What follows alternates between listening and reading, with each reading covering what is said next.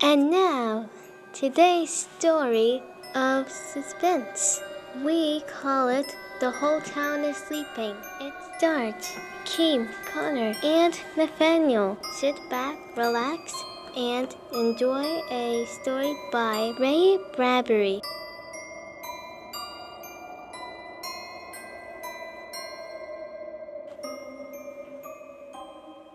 It was a warm summer night in the middle of Illinois country. The little town was deep, far away from everything, kept to itself by a river and a forest and a ravine. In the town, the sidewalks were still scorched, the stores were closing, and the streets were turning dark.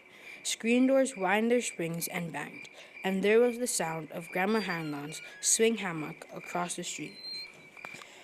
On her solitary porch, Lavinia Nebbs, aged 37, very straight and slim, sat with a tinkling lemonade in her white fingers, tapping it to her lips, waiting. "Here I am, Lavinia." Lavinia turned. There was Francine at the bottom porch step.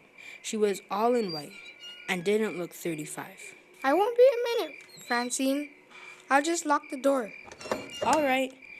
"Oh, I do like your dress, dear." Why, thank you, dear. "You look so well in that color. I'm afraid I can never wear it. It makes me look sallow." No, it doesn't. I'm sure not. Of course, I've always loved you in white. Ha ha ha. Evening, ladies. Good evening, Miss Hanlon. Good evening. Where are you ladies going? All dressed up so pretty. To the Majestic Theater, Miss Hanlon. Robert Mitchum's playing in Not as a Stranger. Won't catch me out on a night like this. Not only the lonely one strangling woman. Lock myself with my gun. That's what I'm gonna do. I wouldn't worry, Miss Hanlon. Oh, you wouldn't you? What about Eliza Ramsell? You think she's not worrying? Lock myself with my gun. That's what you ladies should do. So silly old woman. Lavinia, you don't believe all that gossip about the lonely one, do you? A lot of silly old women who haven't got anything better to do than talk. Well, just the same, Hattie McDowell was killed a month ago, and Roberta Ferry the month before, and now Eliza Ramsell disappearing. Eliza Ramsell walked off with the traveling man, I bet. But the others strangled. Oh, Francine. They reached the edge of the ravine. That cut the town in two. Stood there. Behind them were the lighted houses. Ahead, deepness, moistness, fireflies, and dark. The ravine had to be crossed to reach the moonlight, deep and black as it cut into the hills, then a creaking bridge to cross over the stream, then 113 steps up the steep and brambled bank to the other side. The lady stood there, looking down. "It won't be me coming back tonight, Lavinia. It'll be you. Oh, I'd never walk alone at night. Never." Bosh! "Well, you can say bosh, but it'll be you alone on the path, not me. Oh, Lavinia, I do wish you didn't live on this side. Don't you get lonely living by yourself in that house?" Old maids love to live alone. Come on, we'll take the shortcut. "I'm afraid. The ravine scares me." Oh, come on. Don't be so silly. I'll hold your hand. Lavinia, cool as a mint ice cream, took the other woman's arm and led her down the dark, winding path into cricket warmth and frog, around and mosquito delicate silent. "Oh, let's run, Lavinia, please." No, why should we? If Lavinia hadn't turned her head just then, she wouldn't have seen it, but she did turn her head, and there it was. Back among a clump of bushes, half hidden, but laid out as if she had put herself there to enjoy the soft stars, lay Eliza Ramsell. Her face moon-freckled, her eyes like white marble. Then Francine saw it too, and the women stood on the path for a frozen second, not believing what they saw. Lavinia held on tightly to the shuttering, Francine, and the policemen were all around in the ravine grass. Flashlights darted about, around the shadows of the ravine. Voices mingled, and the night grew on toward 8:30. You didn't move her, ladies. Of course not. "Oh no, we couldn't touch her. How could we?" And there was nobody? You didn't hear anything, sounds, anything unusual? No, nothing. Mm-hmm. It's the lonely one, isn't it? He did it, didn't he? Couldn't say, ma'am. We knew her. You know, she was a friend of ours. Oh, I'm sorry to hear that. That's too bad. Well, I'll have one of my men walk you across the ravine. That wouldn't be necessary. Thank you very much. We'll be all right walking home. Oh, Lavinia. Come on, dear. And they crossed the ravine with her own thoughts, fears, and the creek waters under the bridge whispered, I'm the lonely one, I'm the lonely one, I kill people. Then they were at the top of the stairs and bathed in safe light from the street lamp. I've never seen a dead person before. It's only a little after 8:30. Well, we'll pick up Helen and get on to the show. The show? Oh, Lavinia, you don't mean it. Of course I do. We've got to forget this. It's no good to remember. But Eliza's back there. We need to laugh. We've got to pretend that nothing has happened. But she was our friend. We can't help her. There's no good brooding about it. I'm going to get it out of my mind. And you should too. Now, if we hurry, we won't miss too much. I thought you would never come. You're an hour late. Well, Helen, Someone found Eliza Ramsell dead in the ravine. Oh no, Eliza. Who found her? Oh, we don't know. Oh, how awful. Did you see her? Was it terrible? Let's not talk about it. Oh, I really think I should lock myself in my house. I don't think we better go tonight. Of course we will. It's the last showing today. Besides, the lonely one can't kill 3 ladies all at once. There's safety in numbers. Anyway, it's too soon. The murderers come a month separated. Come along, Helen. Well, I'll get a sweater. You wait for me. why didn't you tell her about us finding Eliza? Why upset her? There's enough time tomorrow. I told you, tonight we've got to forget it. We're going to the show, and let's not talk about it anymore. Enough's enough.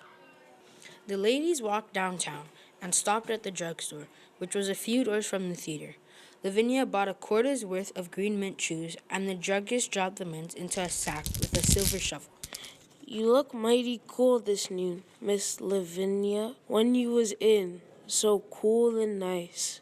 Someone asked for you. Oh? Yeah, man sitting at the counter. He watched you walk out and he says to me, "Who's that?" Just like that. He said it. Why, that's Lavinia Nibbs. Prettiest Madden lady in town, I says. Beautiful, he says. Beautiful. Where's she live? You didn't give him her address. I hope you didn't. Well, maybe I shouldn't have. I didn't give him the exact address. I said, over on the Park Street, you know, near the ravine. Kinda casual. I'm sorry. What did he look like? Oh, not much, I guess. Wore a dark suit, pale, kinda thin. Probably nothing. But stranger passing through. I'm sorry, Miss Lavinia. Here, no charge for the peppermints. Don't be silly, Mr. Briggs. Here. Well, I know what we're going to do right now.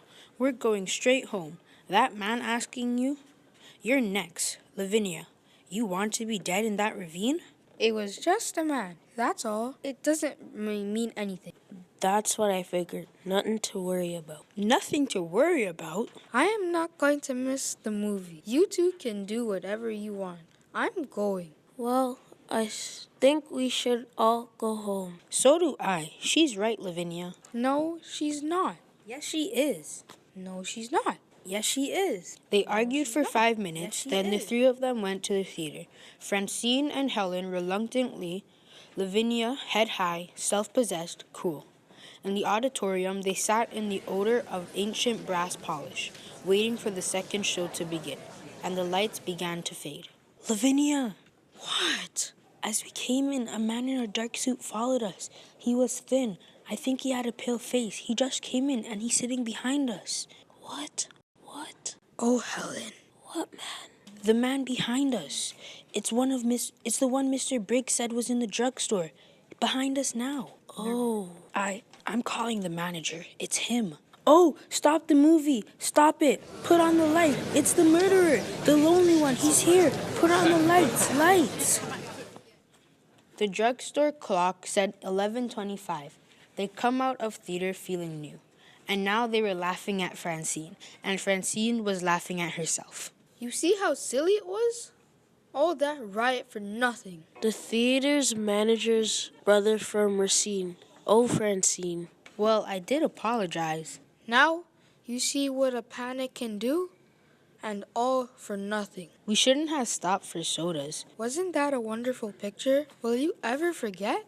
The streets were midnight clean and empty. Not a car or a truck or a person was in sight. The ladies walked under a flickering neon sign, buzzing like a dying insect. The sounds of their heels sharp on the big pavement. First, we'll walk you home, Francine. Oh no, I'll walk you home. If you walked me home, you'd have to come back across the ravine all alone. I know you. If a leaf even fell on you, you'd drop dead. Well, I could stay the night at your house. No, it's all settled. First, I'll take you home, and then Helen. Lavinia, Helen, stay here with me tonight. It's late. Mrs. Murdoch has an extra room. No thanks. I don't sleep well away from my own bed. Oh, please, Lavinia, please, I don't want you dead. Now, you've got to stop this. I mean it. I promise. I'll call you the very moment I get home. Now, will you really? I promise. And Helen, you make her promise you to call. I will. Well, good night. Be careful. Now I'll walk you home. The courthouse clock struck the hour, but the sounds went across a town that was empty. Emptier than it had ever been before. Over empty streets and empty lots and empty lawns the sound went. 10, 11, 12. I don't suppose it's any use asking you to stay with me, Lavinia. There's no reason for me to. You've acted so strangely tonight. I'm just not afraid, that's all. And I'm curious, I suppose. Of course, I'm using my head. I mean, logically. The lonely one can't be around. Not now. With the police discovering Eliza's body and all. Did you ever think that maybe your subconscious doesn't want you to live anymore? You and Francine. Honestly. Helen. Well, I feel so guilty. I'll be drinking a cup of coffee just about the time you get to the ravine. And, oh, with the awful bridge in the dark, you will call us the minute you get home, won't you? I'll call. Now. Good night. Lavinia Nebbs walked down the midnight street, down the late summer silence. She saw the houses with their dark windows, and far away she heard a dog barking. She thought to herself, In 5 minutes, I'll be home, safe at home. In 5 minutes, I'll be phoning Francine and Helen. They're so silly, like old hens. Old? I'm older than them. She heard a man's voice humming away among the trees, and she walked a little faster. And then, coming down the street toward her in the diamond moonlight, was a man. Well, look who it is. What a time of night for you to be out, Miss Nebbs. Officer Candy! Oh, I'm so glad it's you. Something wrong, Miss Nebbs? No, nothing at all. I'm just glad it's you. You know you shouldn't be out now. I know. I've been to the movies. It is late. Yeah, come on. I better see you home. Oh, no. I can make it fine. Ah, moon's going behind the trees. Be pretty dark. I'm not afraid of the dark, Mr. Kenny. You sure? You'll be all right? Quite sure. Thank you. All right. Tell you what. I'll wait here till you cross, and if you need help, just give a yell and I'll come a-running. I'll check by your house later on my way back. Thank you. Good night. Good night. As she walked away, she thought, I won't walk in the ravine with any man. How do I know who the lonely man is? No, thank you. Then the ravine. She stood on top of the 113 steps, down the steep, brambled bank that led across the creaking bridge 100 yards and up through the Black Hills to Park Street and home. 3 minutes from now, I'll be putting my key in the door. Nothing can happen. Nothing. She started down the dark green steps into the deep ravine night, counting as she went. 1, 2, 3, 4, 5, 6, 7, 8, 9. The ravine was deep, and the world was gone. The world of safe people in bed, the locked doors, the town, the drugstore, theater, lights, everything was gone. Only the ravine existed, and lived black and huge around her. 29, 30, 31. Nothing's happened. Has it? No one around is there. Remember that old ghost story you told each other when you were children about the dark man coming into your house? And you were upstairs in bed. And now he's at the first step, coming up to your room. Now he's at the second step. Now he's at the third step. Now he's at the fourth step. Now he's at the fifth step. How you laugh and scream at the story.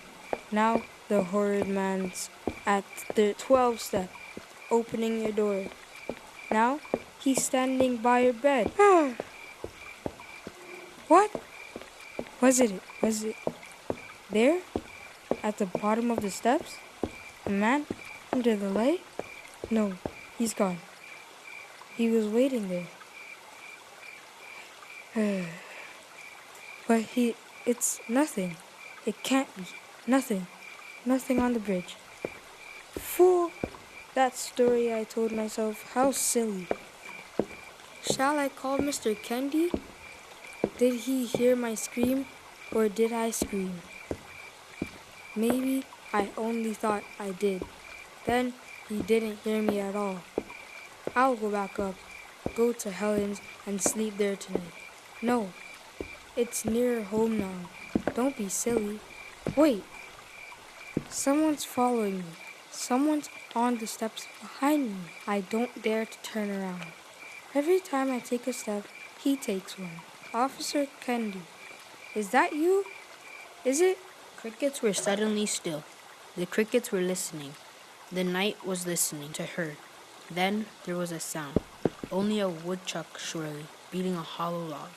But it was Lavinia Nebbs. It was most surely the heart of Lavinia Nebbs. She went down the steps faster, faster. Run! She heard music in a mad way, a silly way. She heard the surge of music that pounded at her, rushed, plunging her faster, faster, down into the pit of the ravine. Only a little way across the bridge. Run, run, don't turn around. Don't look.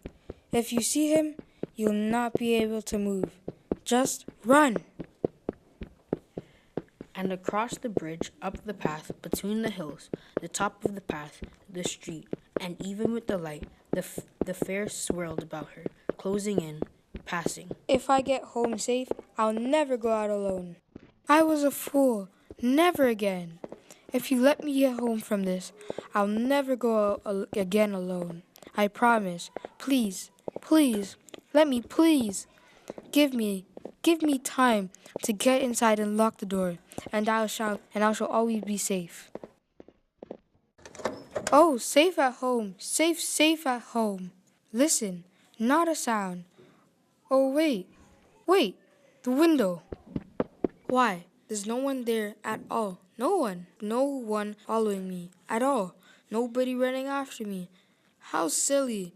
If a man had been following me, he'd have caught me. I can't run as fast as a man. I was running from nothing, except me. The river was safer than safe. Oh, it's nice to be home, though home's the really good, warm, safe place. The only place. She had just put her hand out to the light switch when she heard it, behind her in the blackness. Just a movement. What? Who is it? Beautiful.